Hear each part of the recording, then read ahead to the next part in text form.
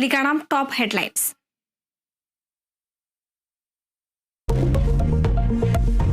നവകേരളത്തിന്റെ പുതുവഴികൾ ധനസമാഹരണത്തിനുള്ള രേഖയെന്ന MP ഗോവിന്ദൻ മാസ്റ്റർ. വികസന രേഖയുടെ പേരിൽ ജനവിരുദ്ധമായ ഒരു നയങ്ങളും ഉണ്ടാകില്ല. സർക്കാരിന്റെ നേട്ടങ്ങൾ ജനങ്ങളിൽ എത്തിക്കുന്നതിന് ശ്രദ്ധ വേണമെന്ന് പ്രതിനിധികൾ. സ്ഥാനമാനങ്ങളെല്ലാം കണ്ണൂർ ജില്ലയ്ക്ക് മാത്രമായി ഒതുങ്ങുന്നുവെന്ന് വിമർശനം. മന്ത്രിമാർ പ്രതീക്ഷയ്ക്കൊത്ത് ഉയരുന്നില്ല. മുഖ്യമന്ത്രി വിമർശനങ്ങളെ ഒറ്റയ്ക്ക് നേരിടേണ്ടി വരുമെന്നും വിമർശനം.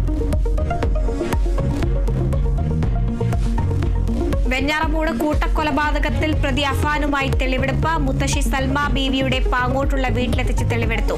അഫാന്റെ സ്വന്തം വീട്ടിലെത്തിച്ചും തെളിവെടുപ്പ്. നിർവീകാരനായി പോലീസ് സംഘത്തിനൊപ്പം അഫാൻ. തെളിവെടുപ്പ് കനത്ത സുരക്ഷയിൽ.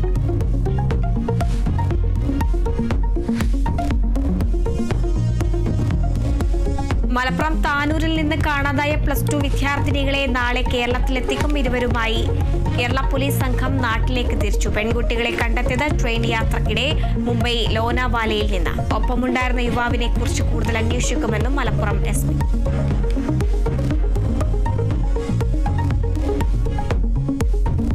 SP സുജിത് ദാസിന്റെ സസ്പെൻഷൻ പിൻവലിച്ചു. നടപടി ചീഫ് സെക്രട്ടറി അധ്യക്ഷനായ സമിതിയുടെ ശുപാർശയിൽ.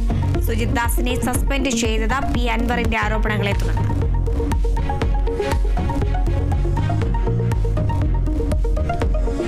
മലപ്പുറം കോഡൂരിൽ ബസ് ജീവനക്കാർ മർദ്ദിച്ച ഓട്ടോറിക്ഷ ഡ്രൈവർ കുഴഞ്ഞു വീണ് മരിച്ച സംഭവം.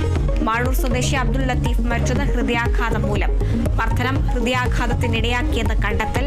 പ്രതികൾക്കെതിരെ കൊലക്കുറ്റം ചുമത്തും.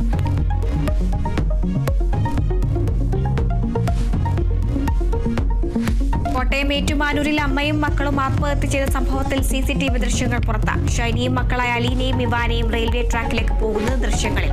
മരണത്തിന് കാരണം ഭർത്താവ് നോബിയുടെ അധിക്ഷേപവും പ്രകോപനവുമെന്ന് പോലീസ് നിഗമനം.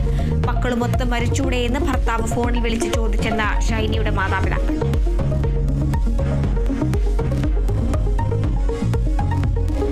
പാലക്കാട് ഒറ്റപ്പാലത്ത് CPIM ഭരിക്കുന്ന സഹകരണ അർബൻ ബാങ്കിൽ വൻ സാമ്പത്തിക തട്ടിപ്പ്.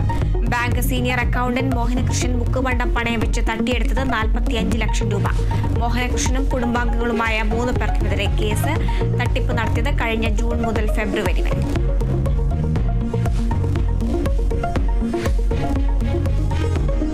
തൃശൂർ കൊരട്ടിയിൽ കാർ മരത്തിലിടിച്ച് അച്ഛനും മകൾക്കും ദാരുണാന്ത്യം. മരിച്ചത് കോതമംഗലം സ്വദേശി ജയ്മോനും മകൾ ജോയന്നെയും. 3 പേർക്ക് പരിക്ക്. അപകടം പാലക്കാട്ടേക്ക് പോകുന്നതിനിടെ പുലർച്ചെ.